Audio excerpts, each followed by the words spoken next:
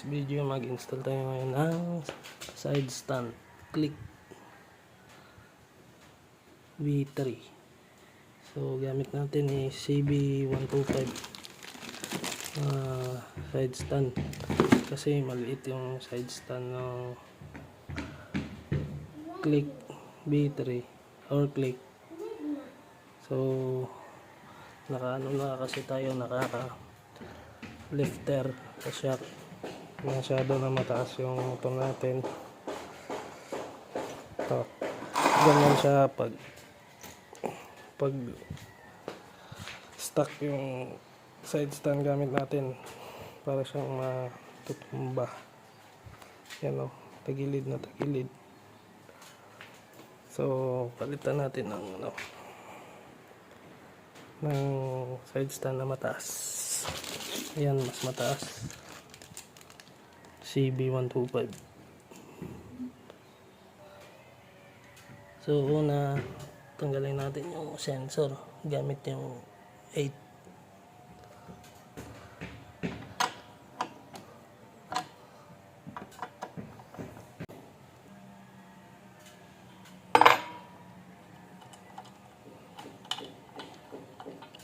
Ayan, natanggal na yung sensor. Ito, sensor. Tapos meron siyang nut pa. So size 14 yung nut.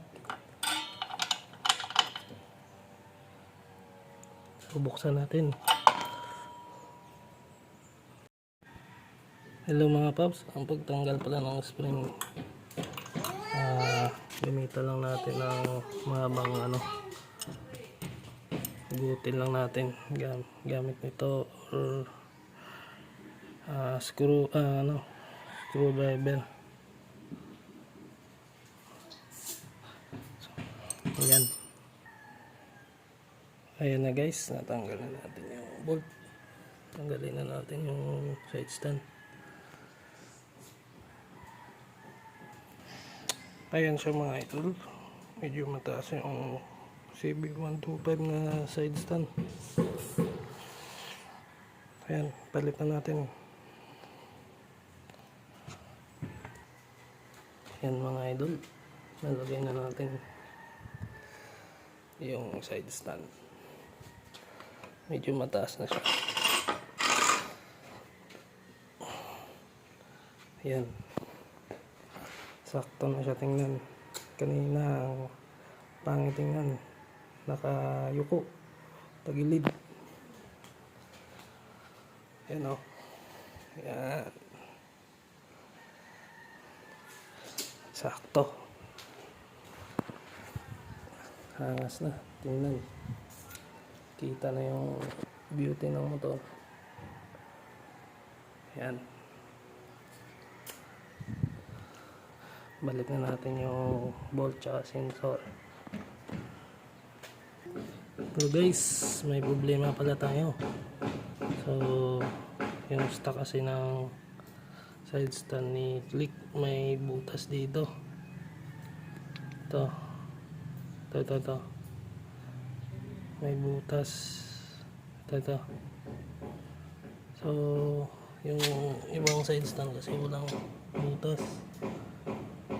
So kailangan natin magbutas dito. Ayan,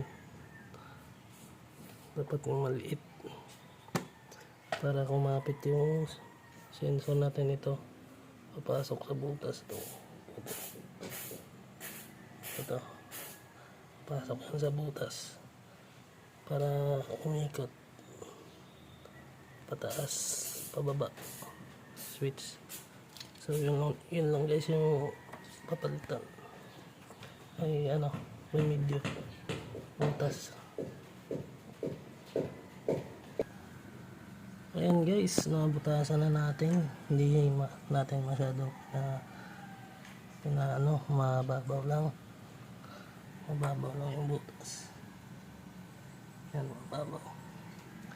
So try natin kung gagana.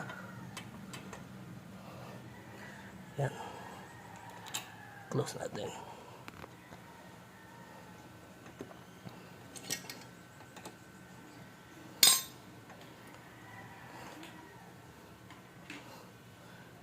Yung spring pala, ano lang, ganun pa rin.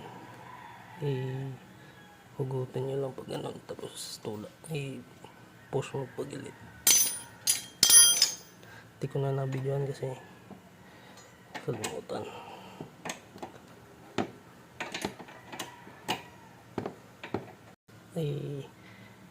Gamitin yung switch.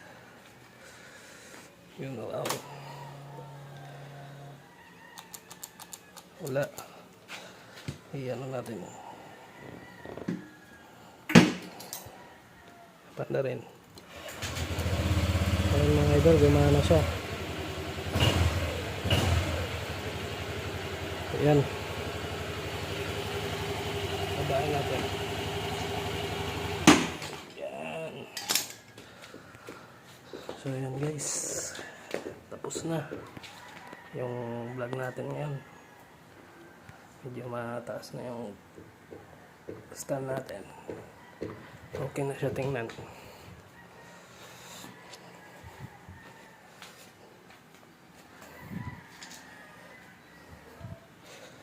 So yan.